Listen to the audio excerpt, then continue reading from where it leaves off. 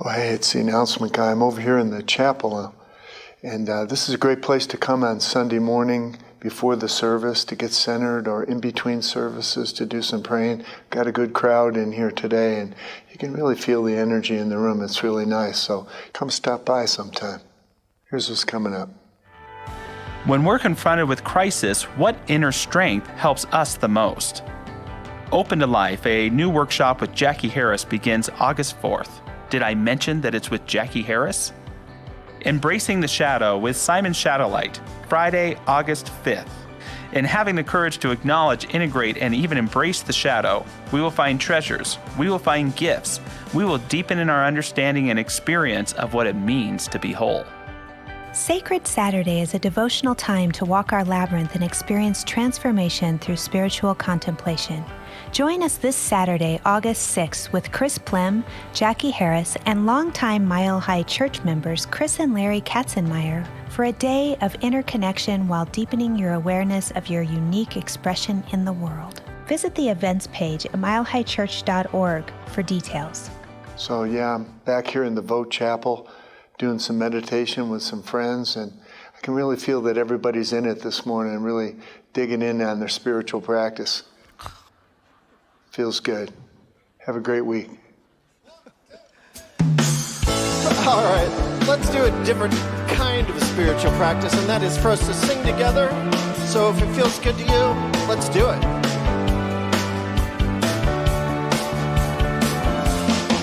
We are mile high, we are the world. We are every man and woman, every boy and girl. We are mile high, we are the world. We are every man and woman, every boy and girl. Look around and tell me what you see. Smiling faces shining back at me. All of my neighbors, all of my friends. One mind, one life, one heart. Oh, we are mile high, we are the world. We are every man and woman, every boy and girl. We are mile high, we are the world. We are every man and woman, every boy and girl. Take my hand, together we will be love and light. We stand in unity. All of my neighbors and all of my friends. One mind, one life, one heart. We are mile high, we are the world. We are every man and woman, every boy and girl. We are mile high, we are the world. We are every man and woman, every boy and... Let me hear it. We are...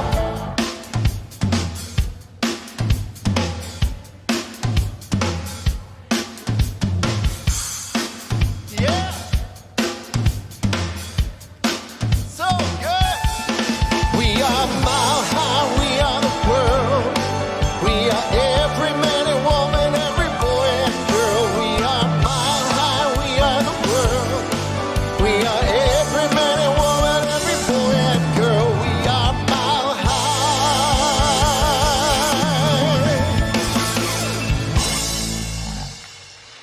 Thank you, Tom Litch, the Mile High Band. Welcome. How y'all doing? This is a beautiful day. Well, you sounded not quite convinced on that, but you can have your own experience, whatever you want to do. So let's start with a survey, some questions for you. Who here, show of hands, has seen the movie City Slickers? All right, good. Billy Crystal, Jack Palance, awesome. This one's a little harder, maybe. Who has seen the animated movie How to Tame Your Dragon?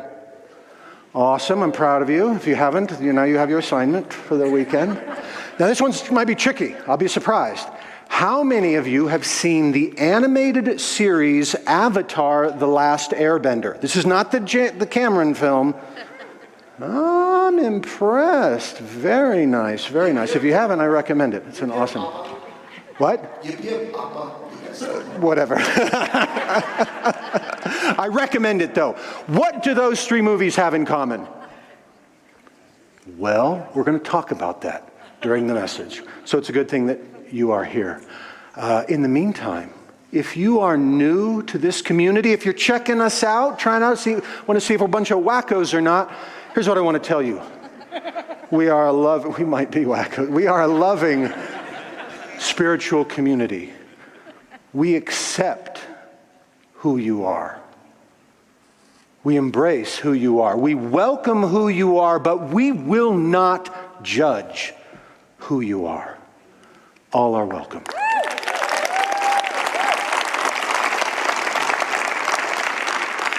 And as our foundation, we have a vision and a mission that we tend to repeat most every week. And we're going to do it, but we're going to do it a little bit differently. We're going to do it call and response. So I'll say part, and then you can repeat. Sound good? All right, our vision. Oneness revealed. Oneness revealed. A world of love. Peace. And abundance for all. And our mission is to serve as a spiritual beacon. For personal empowerment. And global enlightenment. Praise God, you're all hired. Yay! Did a great job. Did a great job. You'll have more opportunities to participate during the service, I promise you. But now let's begin with a little music, silence, and prayer.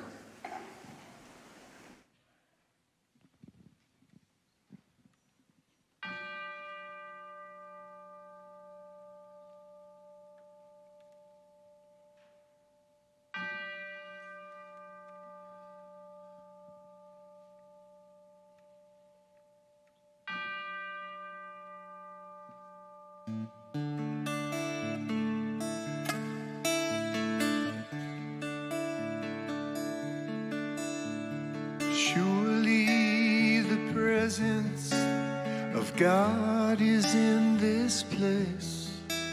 I can feel the mighty power and the grace. I can hear the brush of angel wings. I see glory on each face. Surely the presence of God is in this place.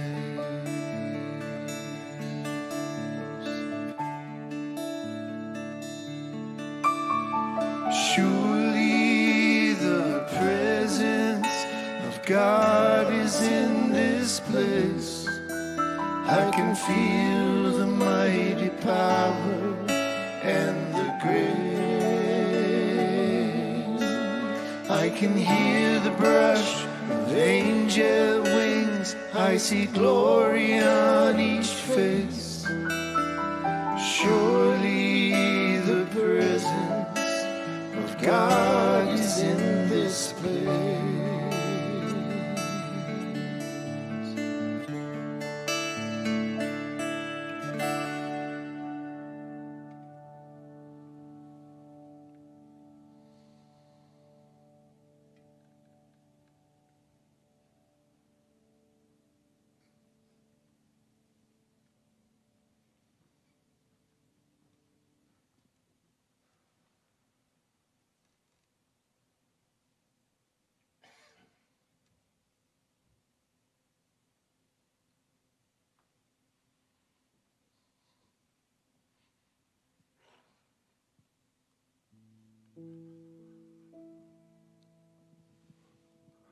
So in this sacred moment right here, we do acknowledge that the presence of the living Spirit is right here where we are, all around us and within each of us. And I give such thanks for that. And on this Sunday, when we acknowledge our practitioners, our new practitioners, and those who have served for so long, I give thanks for the power of prayer, the foundation upon which we stand in this teaching. All the practitioners who made such a difference in my life, so many of our lives, as teachers, as prayer partners. And I do acknowledge right now the great power of prayer, that there is indeed one life, one mind, one soul that we all share, that is available to us. A place where we connect with the deeper truth of ourselves. I acknowledge that the door to the soul opens inward. That power that we seek, that peace that we seek, lives in us, awaits our recognition of it. And I give such thanks for that.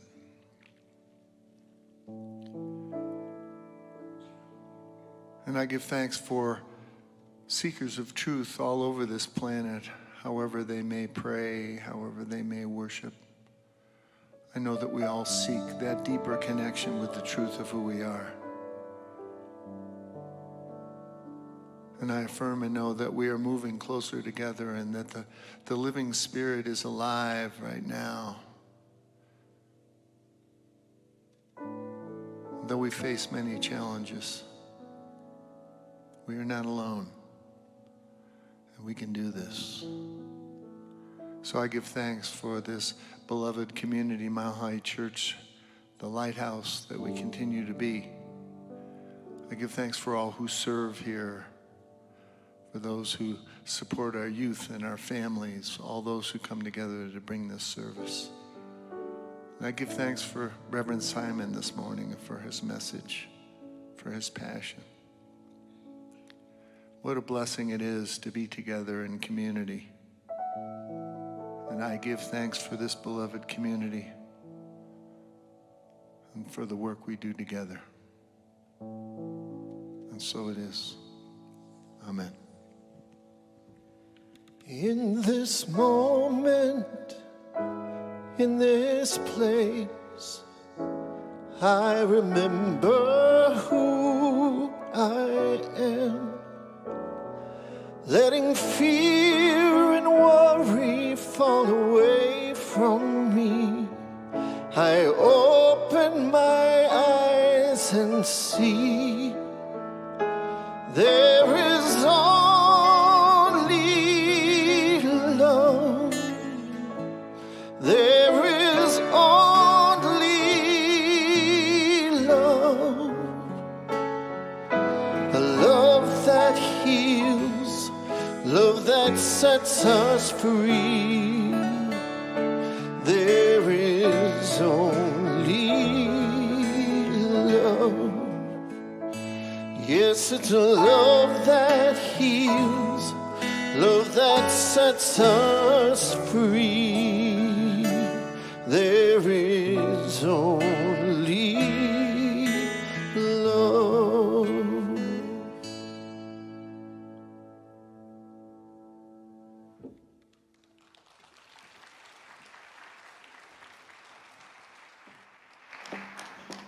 Thank you, Tom. As you hear us speaking about, and I think one of the most genius things the founder of our teaching, Dr. Ernest Holmes, ever created, we have practitioner prayer partners who are part of our ministry. And today, as Dr. Barry mentioned, we are getting a chance to acknowledge those wonderful folks in their service to our community.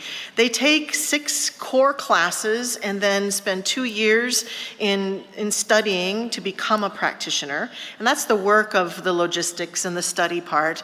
But through all of that, there's also a call to each one of them for a deepening of consciousness, a letting go of the human stuff that gets in the way, the shadow that Reverend Simon will talk about later, to discover, experience, and express the God light that is in them, and practice these teachings at a very deep, profound level for themselves, for our church, and for the world. So they serve our prayer ministry. In particular, you were given a brochure today as you came in about our care ministry and our prayer and care center. And they participate in many activities to support our community. They support us in classes and all sorts of group activities. They are a core part of our community. And I know that for me, it has been so helpful throughout my life to be served by practitioners who could call me back to the truth of who I am when I've lost my way, whom I could surrender my concerns to and experience deep prayer. And so I celebrate and give thanks to all of our practitioner partners as an opportunity to acknowledge them today. And we have some brand new ones and some longtime serving ones that we also get to call out today. So we have 15 new practitioners we're installing, we might say. We went through a wonderful stole ceremony, secret society practitioner meeting this past Friday. But what a wonderful demonstration for this church. And so as I say each name, you can stand up, you can spin around, you can do whatever you like. Some are watching online today. We're so grateful. But we are so blessed to have Trixie Addison, Diana Allen, Sharon Boyleson, Jana Burnham,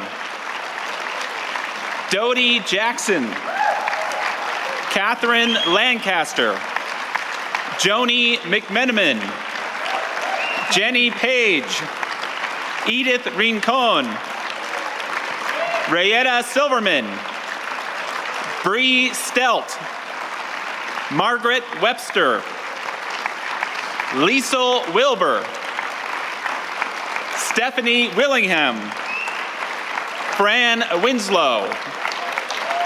We are so grateful for them, and most of them are serving right here on campus, but some of them are becoming outreach practitioners. And you may not know, we have about 35 or so outreach practitioners that serve from all over. Fran Winslow is one of those serving in Florida. I know another one here today is Jan Wong, who serves in Montana. We're so grateful for all of our practitioner prayer partners.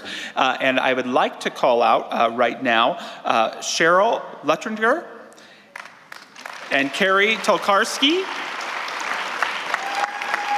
And hopefully watching us from home, she can stand up, Sandra Ray. And these three practitioners are receiving a very special designation called Emeritus Practitioner this weekend. And Emeritus Practitioner means that they have served loyally, actively, supportingly for 20 years.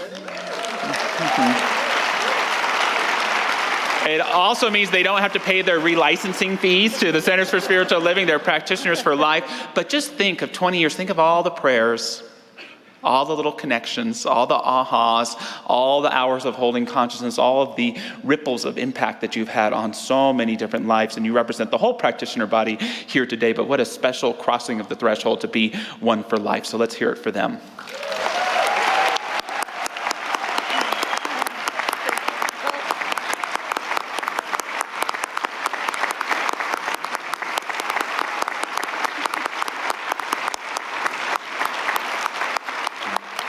One more acknowledgement, and that is I invite, as I said last week, for each one of us to feel into our hearts and just feel the times that we've been supported by a practitioner prayer partner.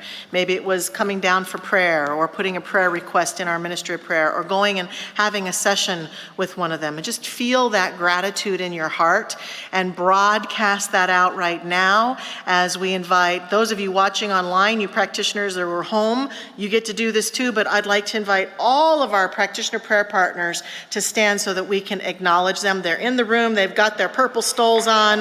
Let's celebrate them all.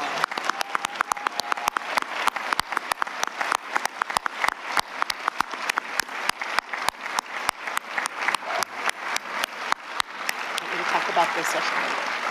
And later today, Josh, and did you already do, you're doing one online later today, right? No, in person. If you're interested, if you're what the heck is this practitioner stuff, and I might want to be one, come to the community center after service, about 15 minutes after Reverend Michelle Scavetta, and I will be there to talk about our practitioner studies program.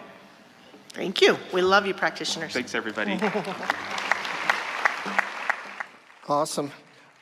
I'll just give my personal thank you to all the practitioners who've supported me over the last 20 years. And I would just like to say that my family has been supporting my oldest child, Nicola, through a cancer challenge for the last many, many months. And Nicola has had surgery, and everything came back clean. There is no sign of cancer whatsoever. So we are celebrating that so much. And so this is a song that helps me remember that even in the times where we need support from practitioners, there is nowhere that God is not.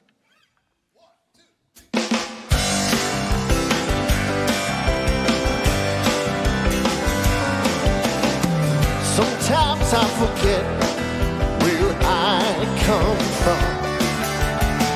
Sometimes I forget where I'm going to. Sometimes I get so confused I lose my way. Sometimes I don't know what to say.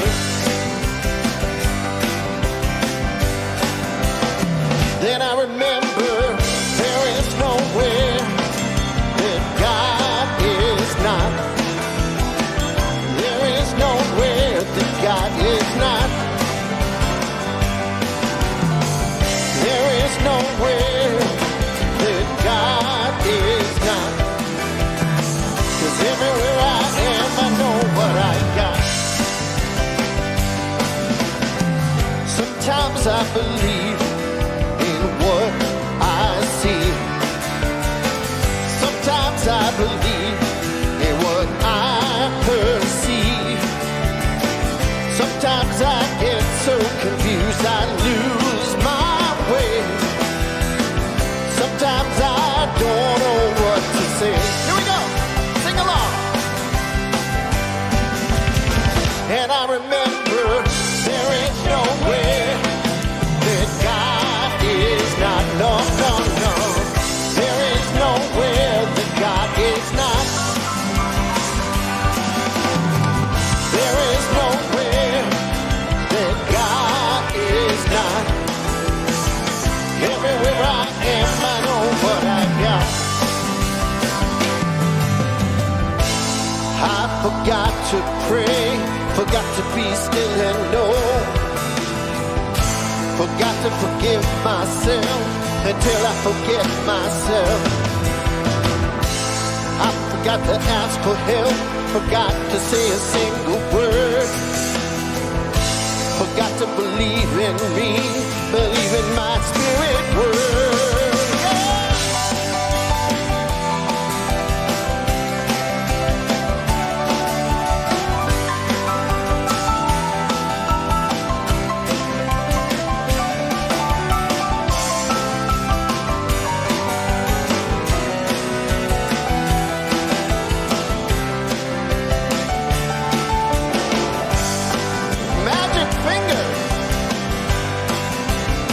And I remember there is nowhere that God is not. No, no, no. There is nowhere that God is not. There is nowhere that God is not. Everywhere I am, I know what I got. Everywhere I am, I know what I got. Everywhere I am, I know what I got.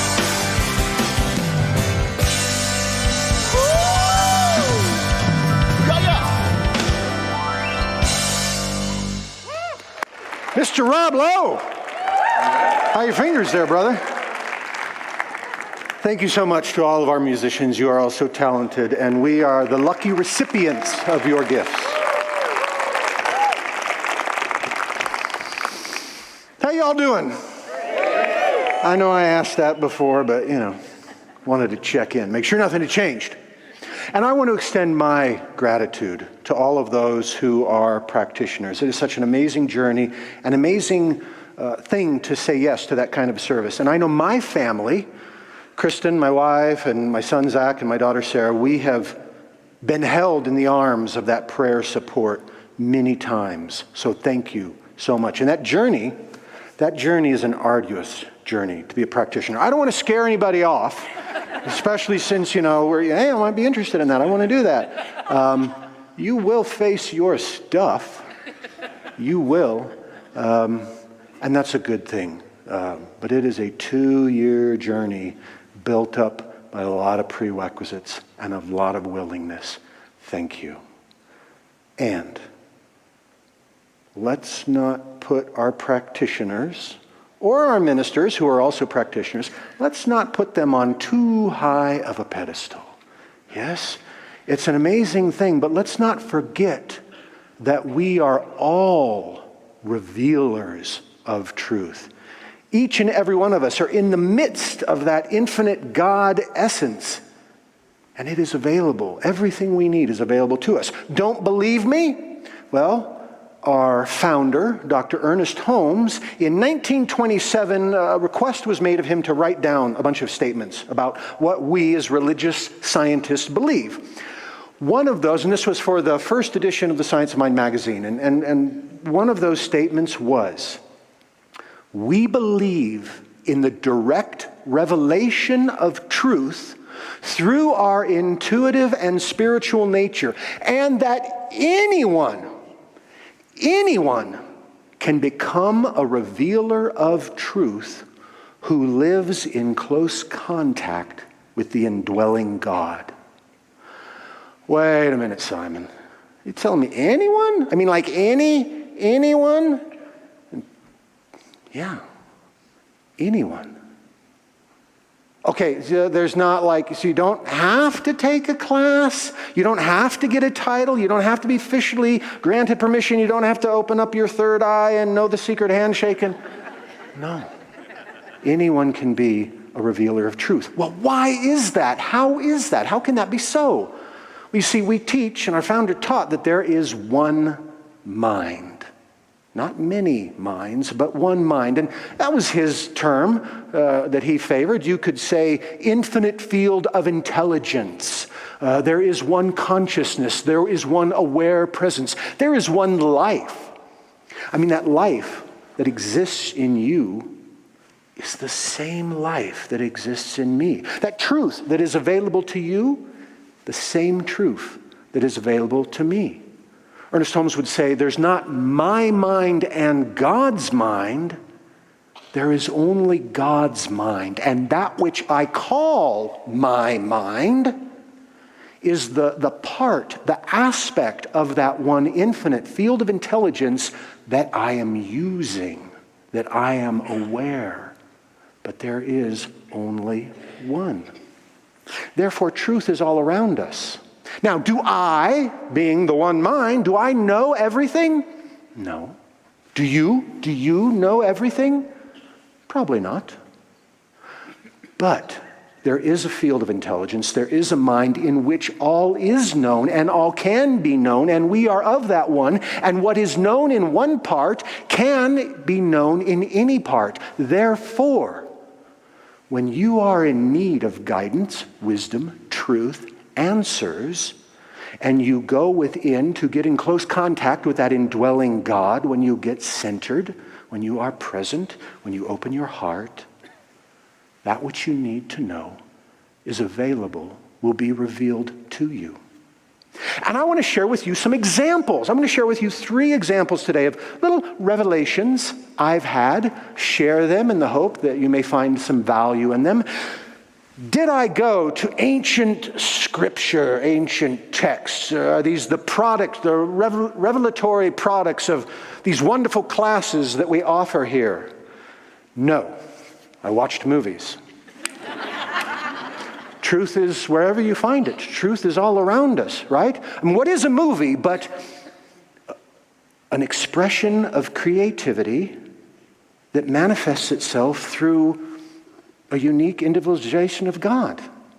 That's what a movie is. Truth is where you find it. So I asked you at the beginning, have you seen these movies? And I want to talk about these movies. First one, City Slickers. City Slickers centers on a man named Mitch, played by Billy Crystal. And he is in a midlife crisis. I mean, his life is, his job stinks. It's draining the life out of him. The relationship with his wife, with his family is flat. There's no passion. He is a perfect example of what Henry David Thoreau said, most live their lives in quiet desperation.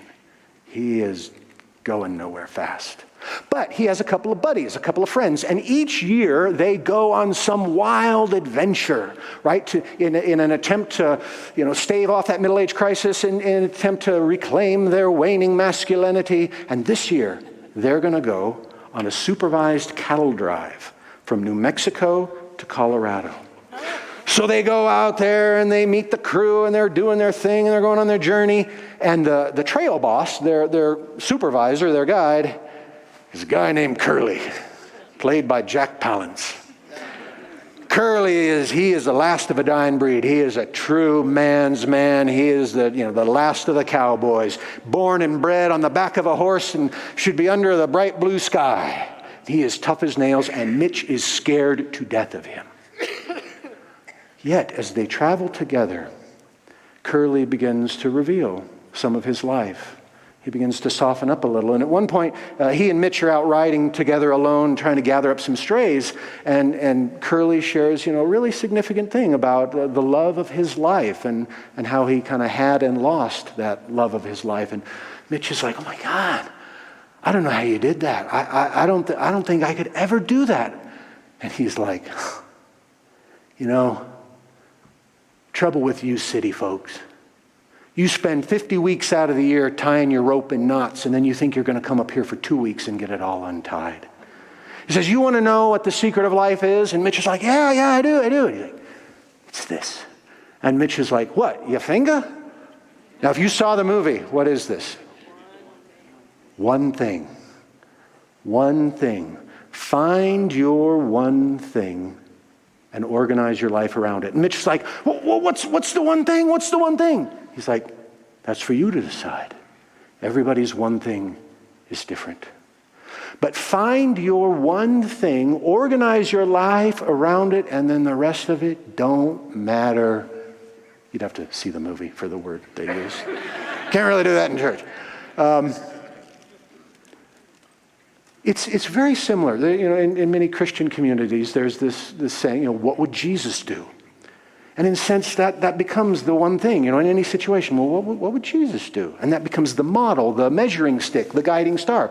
So I suspect many of you already know what your one thing is. It's that theme, that quality that shows up time and time again. It's that thing that you are often, I like to think of it as expression and experience. Expression and experience. It's that thing you often find yourself coming to do. Like you are the one who brings this quality. You are the one who models this. You are the one who organizes your life around this.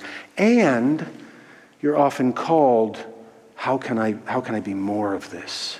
You're seeking for it. You're looking for it. You're embodying it. So like mine is balance. Mine is balance. That's what my one thing is. I knew this 35 years ago when I went into the desert on a vision quest and fast and came away with the name Shadowlight. It wasn't some big dramatic, oh, I like that name, it's a really cool name. No, I needed to find balance. And this became my touchstone. Every time somebody says my name, I'm reminded, balance. That's my purpose. That's my one thing. When I'm in trouble, when life is not going the way I want it to be, okay, where are things out of balance? It's my touchstone. What would balance do in this situation? How am I being called to show up with balance, to add balance, to bring balance? And how should I be looking? How should I be more open to balance? What do I have to learn about balance? Well, let's say yours was beauty, right? What would beauty do in this situation? Now, there might be some obvious things, right? I mean, you might dress in a way that you feel is beautiful. You might, decorate your house, your environment in ways that are beautiful. Okay, that's fine. Let's go a little bit deeper. What does it mean in all of your relationships with your interactions with people, if constantly in the back of your mind, what would beauty do here? What does it mean to bring beauty to my relationships? What would it mean to bring beauty to your health, your fitness, your wellness? What would it mean to bring beauty to your finances? I don't know. But if that was your word, then there is your work. A constant touchstone. What would this quality do in this situation? How can I bring this quality? How can I radiate it? And what do I have to learn from it? How can I embrace it more? How can I find it? Find your one thing and organize your life around it. The second movie, How to Tame Your Dragon. How to Tame Your Dragon, one of my favorite movies. If you've seen it, you're my people. I love you. I love all of you, but you know what I mean. I love this movie. It centers on a young Viking, a Viking teenager by the name of Hiccup. Now, Hiccup lives in the isolated village of Burke, and Burke has a dragon problem. Hundreds of years, dragons will come and they'll raid, they'll burn the houses, they'll steal the livestock, and the Vikings are at war with the dragons. Now, Hiccup is not your average, what you tend to think of your average Viking, big and brawny and fierce, and you're ready to go to war in a moment's notice. No, Hiccup is everything that's not that, right? And it's complicated by the fact that his father is a big, brawny, classic Viking, and also happens to be the chief of the tribe. So Hiccup is constantly trying to live up to this thing that he just isn't. He just cannot be. But what he lacks in brawn, he makes up for in brain. He is creative. He is ingenuitive. He makes all these amazing mechanical contraptions, inventions. And one night, Burke is being attacked by dragons, all sorts of different dragons. He pulls out one of his inventions, kind of like a big crossbow thing, and he's sure that there is not just a dragon, but a night fury. The dreaded night fury, of which very little is known. They're rarely seen, and they are the most feared dragon of all. In fact, grown classic Vikings, like even his father, would hide under the table in the presence of a night fury. And Hiccup is sure that one is flying around. So he launches this net, and he's sure that he's hit something. He's brought down something. And he tells his fellow Vikings, he tells his dad, and they're all like, yeah, sure, right, you're dreaming. Yeah, that's not you. Well, he's sure that he got something, though. So the next day he goes out into the woods and he tracks it. He can see the broken trees, broken branches, and sure enough, there's a dragon, the dreaded night fury that few have ever seen before. And it's all caught up in his net. This is his chance. So he draws his dagger. He stands over the night fury. He knows that this is his chance to esteem himself. I mean, now he brings home a night fury, a dead night fury. He will be worthy to be called the village chief's son. He's all ready. And he can't do it. He can't do it because he's also got a big heart. So he cuts the ropes, he cuts the nets, lets the dragon go, and off he goes, back to his life. Well, a couple of days later, he comes back. The dragon is still there, kind of in this cove, and he realizes that he's stuck. And what happened is when he shot the net at the dragon, he unintentionally ripped off part of the dragon's tail fin, his guiding fin, and now the dragon can't fly. He's crippled it. Well, Hiccup feels terrible about this. He can't just leave the dragon to die, so he starts bringing it fish.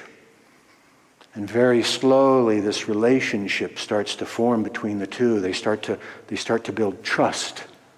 And then Hiccup has this awesome idea. Well, he could build a prosthetic tail fin, and then the dragon could fly again. Now, the problem is he's going to have to manually operate it. So he's going to have to make this saddle and kind of, tack and harness. He's going to have to learn how to ride the dragon. And he gives the dragon the name Toothless because he has retractable teeth. So he calls him Toothless. He's going to have to learn how to ride Toothless. Well, this requires more trust, more bonding, but eventually it happens. He goes on this ride, and Toothless can ride, and there's like this synergy between the two of them, and it is amazing. And then his dad finds out. And his dad is pissed off. He feels like Hiccup has betrayed him in everything he stands for. I mean, it's kind of a Romeo and Juliet moment. Like, what? You've gone over to their family? What the heck? And he is mad, and he disowns Hiccup. And he gets in his mind, his father gets in his mind that that Toothless can guide the Vikings to the hidden dragon nest. And they could attack and they could wipe out the dragons once and for all, put an end to all of this.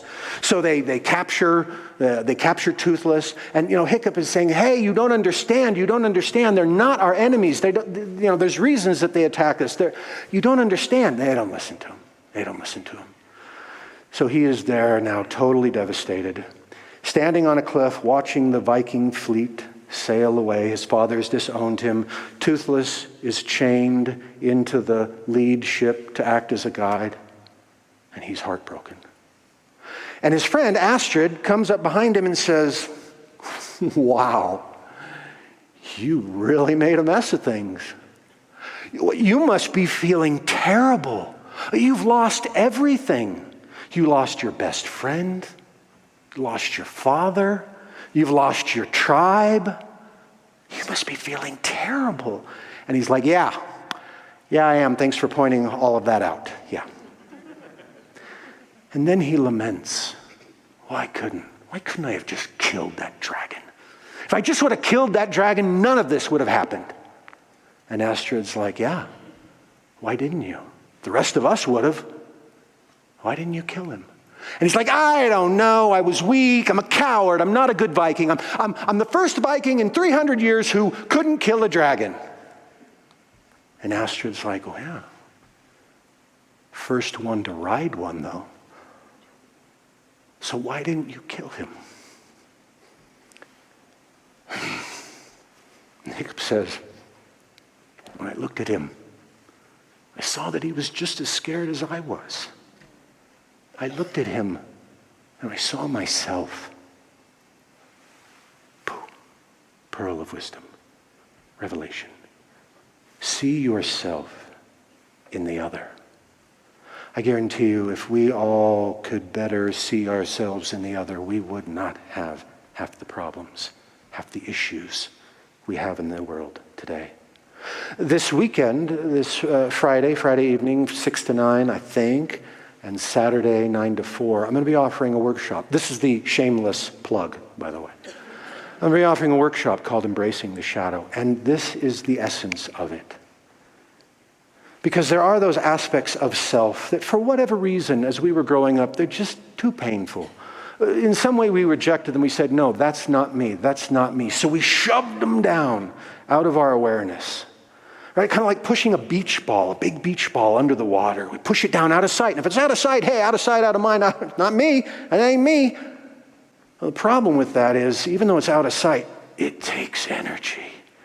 The energy you may not even be aware of that you're spending. It just takes energy to keep that down. And what do we all know? Every now and then, it can blow up in our face, come rearing its ugly head. And we're like, oh my God, that wasn't me. Yeah, it was. Because see, here's the thing. In Science of Mind, we spend a lot, and rightly and appropriately, we spend a lot on affirming that which we desire to be. But those little pieces get shoved into the shadow because we just don't want to claim them. Well, the psychologist Carl Jung said, we do not become enlightened. We do not become whole by simply embracing and affirming figures of light. We come whole by shining our light into the shadow, into the darkness, and claiming those pieces that we have disowned. When we are willing to look at those things that we have disowned, then and only then can we make a choice. Do I embrace this? Do I integrate this into me? Is there some gift that I need to claim? Oh, don't be heard, don't make a lot of noise. We don't want to hear your voice. Maybe it's time that I embrace that. Or maybe it's time I let it go. It's done. I've acknowledged it. I let it go. That is the essence of shadow work. And we'll be holding up that mirror to our lives if you are interested in the workshop and looking at some of those things.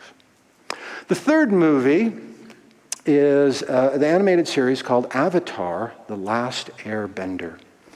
And it is a story, it's a story in which the world has been divided into 4 societies based on natural elements.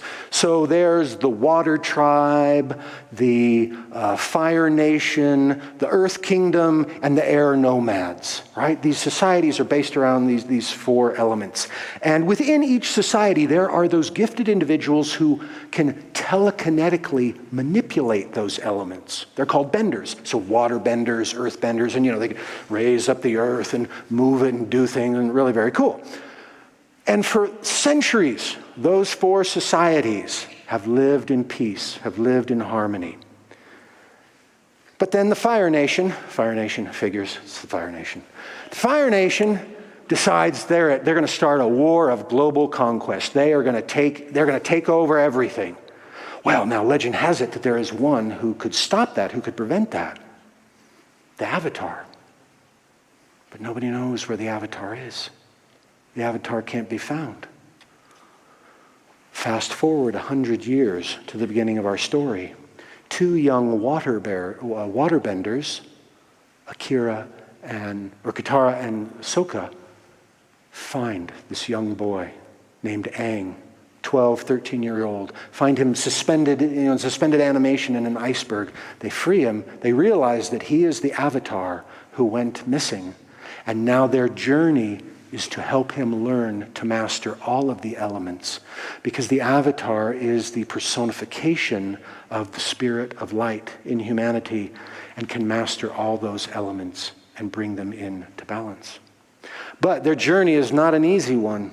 It may be an animated series, but they deal with hard issues. There is betrayal. They're constantly being chased by the Fire Nation.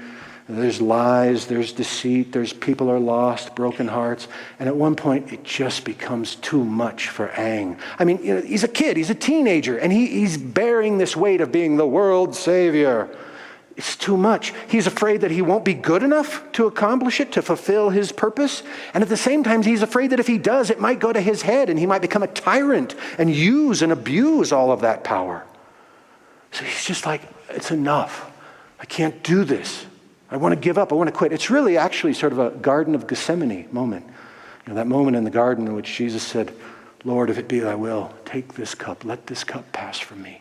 It's too much. I don't want to do this anymore. And so there's Aang. He's in this crisis moment, and Katara comes up, and she has a heart-to-heart with him, and she says, look, I know it's hard. I know you feel overwhelmed. I know there's so much divisiveness, so much people coming after you, people hate you. I know the burden that you're carrying. I know how hard it is to maintain hope when it feels like everything is lost and there's no point and there's no purpose. But please, please promise me, don't stop caring. And that's our third little reminder, little pearl of wisdom. Don't stop caring. This life is challenging. This life is hard. I don't care how good of religious science you are, how well you want to manifest your affirmations, bring on your highest and best. It's challenging. And I think that's good. Because if it wasn't, I don't think any of us came here to sit on the beach all day. I mean, yeah, that sounds great. That sounds great. Like I did. Did you not get the memo? No, but seriously, that's a great vacation. Let's do that for a week. Let's do that for a month. But a lifetime? Really? I don't know about you. I get relaxing on the beach. I don't do a lot of growth on the beach. Sorry. We came here to be present, to be open to that. That's funny. I got off track. I forgot what I was going to say. So there we are with Aang. He's having this moment. And he realizes he has to keep caring. And that's what we have to keep doing. Please, promise me you won't stop caring. So there it is, our 3 pearls of wisdom that I share with you. I invite you to consider. Find your one thing and organize your life around it. See yourself in the other. And please, don't stop caring. We believe in the direct revelation of truth through our intuitive and spiritual nature, and that anyone can become a revealer of truth who lives in close contact with the indwelling Spirit. Let's pray.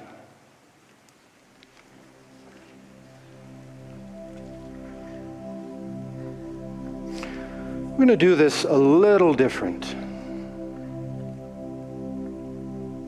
I invite you just to be in that space, having an open heart. Just be present. I would invite our new practitioners to stand. Let's just hold these beings in love.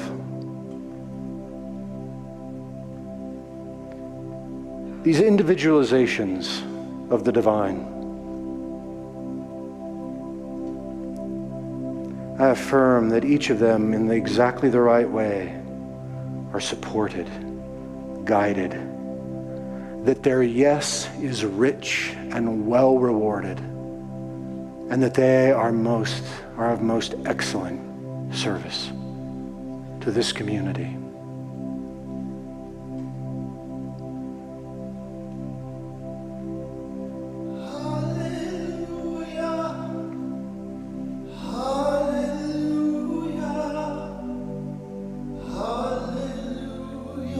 I invite all of our practitioners and ministers to stand.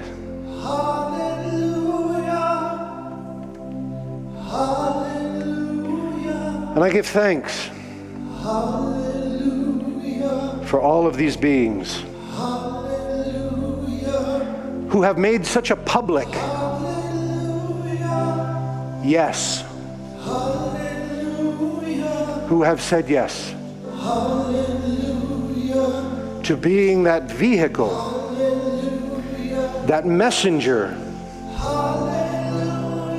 through which the divine speaks.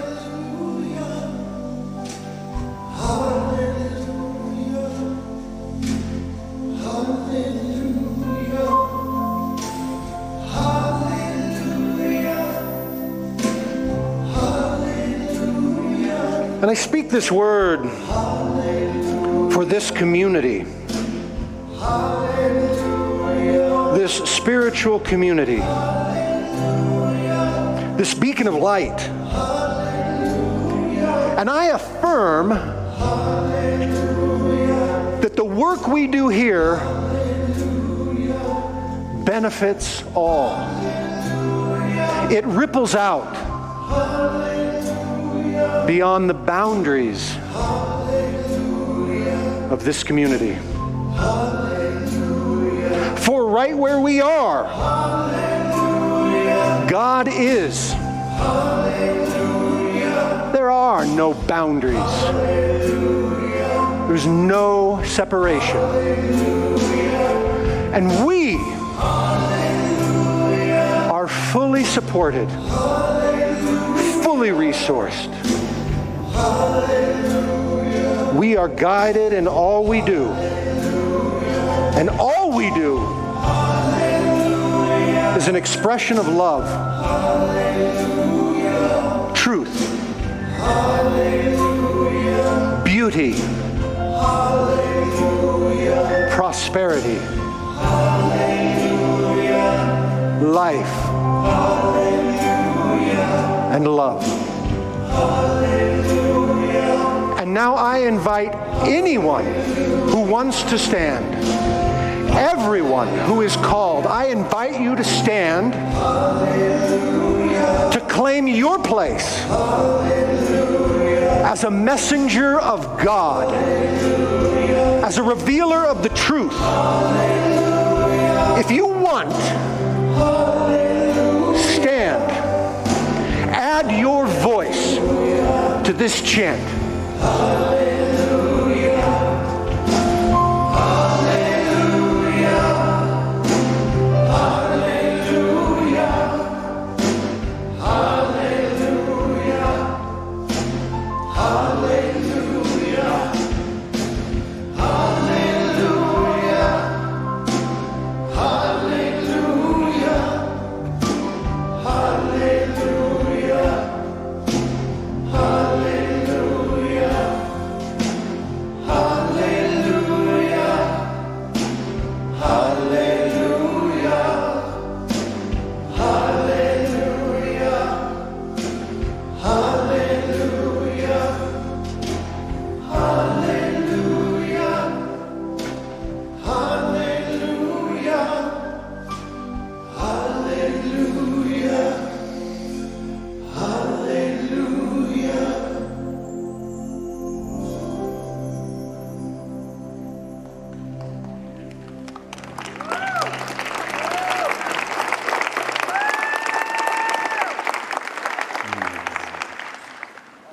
And so it is.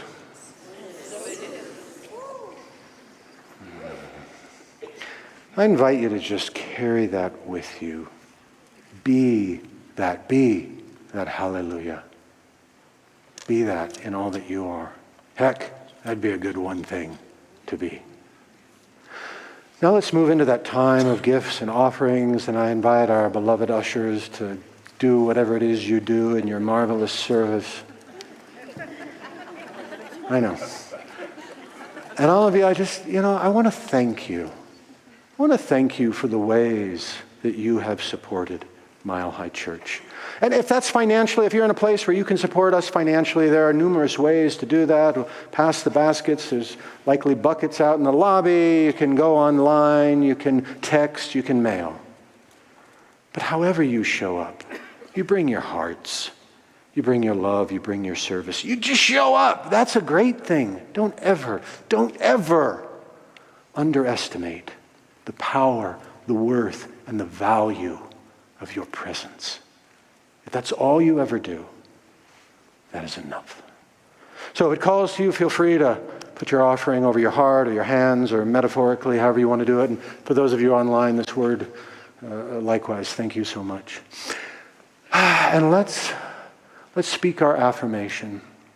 Divine love, as me, blesses and multiplies all that I am, all that I have, and all that I circulate. So it is.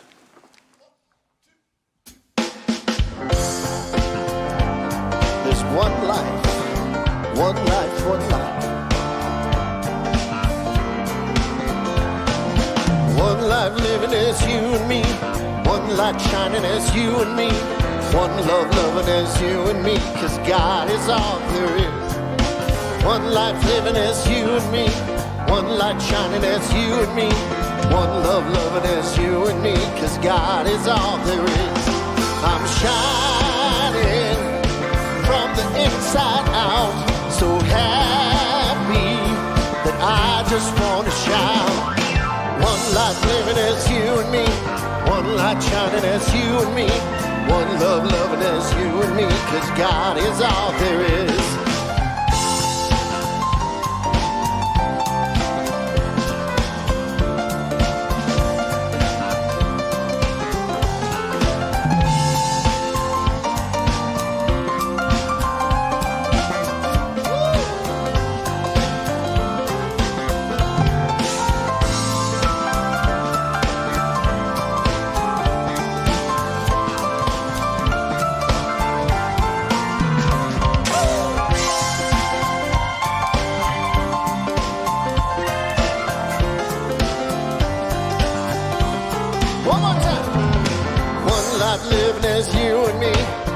Light shining as you and me. One love loving as you and me. 'Cause God is all there is. One life living as you and me. One light shining as you and me. One love loving as you and me. 'Cause God is all there is. I'm shining from the inside out.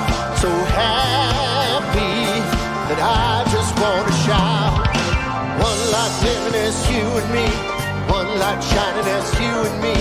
One love loving as you and me. 'Cause God is all there is. Bijou!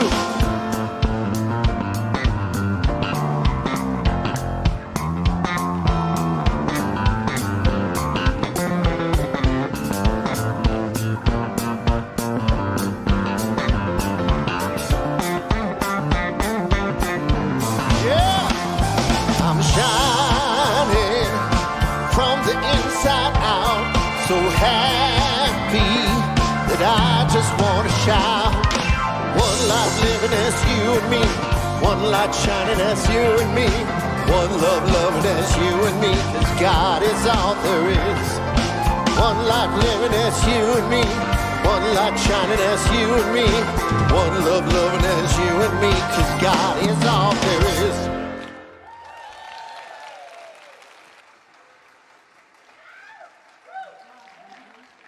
Wow. Thank you, Bijou and Kent and Rob and Tom. We love you. And Mike, you know I'm a buddy of yours. Yeah. And this guy right here, Simon, thank you. You are a master storyteller. We love you. And I want to invite you all, the practitioners are coming in, going to be standing down front. And if prayer is calling to you, I would ask that you just wait till the aisle's clear, come forth and receive a powerful, powerful prayer. And for those of you that might be here today for the first time, stop by our Welcome Center, which is out in the lobby, and also at either end of our lobby are resource shelves where you can pick up information about this incredible spiritual community.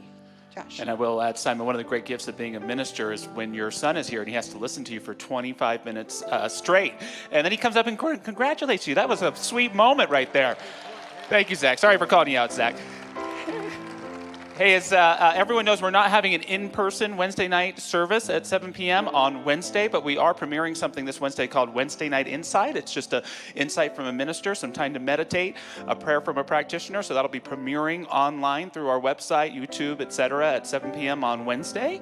Next week, Michelle, we have our annual meeting. It happens after the second service, and it's a great opportunity just to share in the ownership of your church. You'll hear reports from Michelle and myself, hear about our finances, what's going good, what our challenges are. We'll be honoring and selecting new Board of Trustees members, and so it really is an interesting, great thing to be a part of. So we're looking forward to that, and very excited to announce that Lisa Cutter is going to be with us on August 12th. Our Sacred Earth Ministry is supporting an event, and it's all about global warming, environmental issues, and ways that we as citizens can support. So there's all sorts of options for us, and it's a great place to learn, and we're grateful to everyone who's been a part of championing the Sacred Earth Ministry to be with us there. So it's a free event, 6 to 7:30 on August 12th. Where's Reverend Jackie Harris? Oh, Jackie, you have, what is your workshop called, and when does it start? If you need a class that starts this week, what should they do? They should come to what is it? Well, here's what's so funny about it to me is that it's opening up to life, and it's all about love. And what it is it's loving yourself. And we will be using the loving kindness meditation so that you can get to the place where you love those people that seem to be unlovable. So I look forward to having you with me. Oh, I love that tagline. And speaking of love, there's a food truck out there selling quesadillas, so hang out for a little while and enjoy each other's company. Reverend Simon, take us home. All right, let's make sure my mic's on. Yes. All right, I would invite you to stand. Join me for the benediction. Let us be ready in our own way to claim that we are indeed messengers of the divine, that we indeed are revealers of truth. Let us go out there and let our light shine so brightly that people will come up to us and say, "My God, what church do you go to? I want to go there." Let us be that light and that blessing. This is my word. I release it unto the law, and so it is.